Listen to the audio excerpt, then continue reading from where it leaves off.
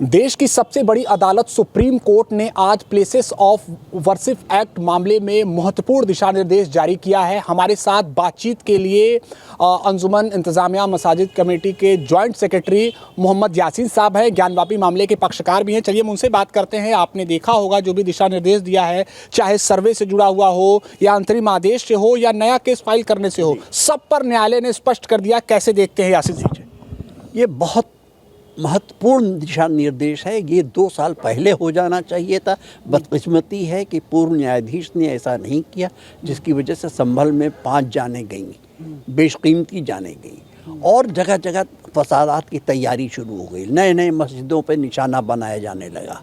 ये बहुत महत्वपूर्ण निर्णय है। इसके लिए सब हमारे मौजूदा चीफ जस्टिस साहब और तमाम जो जजेस थे वो लोग बधाई के पात्र हैं कि उन्होंने ऐसा दिशा निर्देश जारी किया जिससे देश अब आगे प्रगति की ओर चलेगा और शांति आएगी, सद्भाव कायम होगा, जिसके लिए हम लोग बहुत दिनों से कोशिश कर रहे थे कि सौहार्द बना रहे।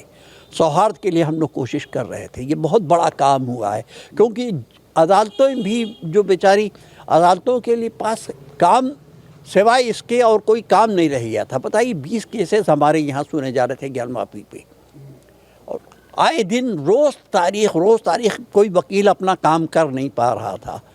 अदालतें सिर्फ यही सुनने भर के लिए रह गई थी। अब अदालतों के पास और भी काम निपटाने के लिए समय मिलेगा, वो और काम निपटाएंगे। और इससे सबसे बड़ी बात यह है कि देखिए, कोई फ्रेश सूट नहीं फाइल होगा। फाइल तो होगा लेकिन रजिस्टर नहीं होगा। दूसरा, कहीं सर्वे नहीं होगा, कोई सर्वे का नया आदेश नहीं जारी होगा।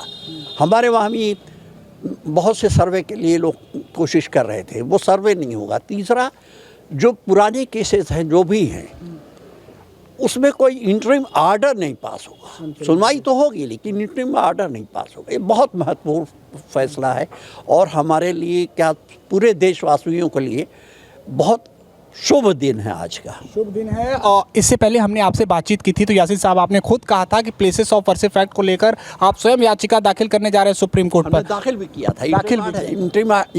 मैंने अपना इंटरवेंशन दाखिल किया था, बल्कि बार बार वहाँ ज्ञानवापी का जिक्र आ रहा था।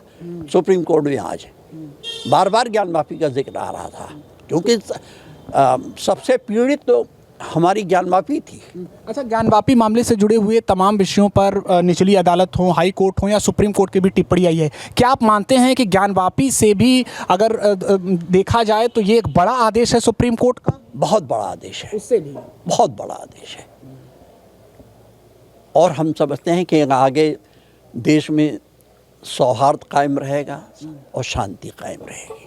अच्छा, वर्तमान समय में जो भी एक अंतिम सवाल है, वर्तमान समय में आप देख रहे होंगे कि उत्तर प्रदेश में धार्मिक स्थलों पर सर्वे को लेकर या तमाम विषयों को लेकर ऐसी बातें चल रही है। खुद बात कर ले तो हम पास के ही जौनपुर ज़िले को भी बातें कर रहे हैं। जो भी कल का न्यायालय की कार्रवाई रही, आप कैसे देखते हैं इस न्यायालय सुप्रीम कोर्ट के दिशा निर्देश का? क्या उस पर असर पड़ेगा?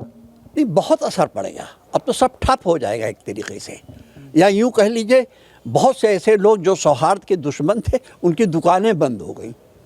तो ये थे हमारे साथ ज्ञानवापी मामले के पक्षकार मोहम्मद यासीन साहब, जिन्होंने साफ कहा है कि सुप्रीम कोर्ट के दिशा निर्देश से देश को एक प्रगति का मार्ग मिलेगा और देश में अमन, शांति और सौहार्द कायम रहेगा।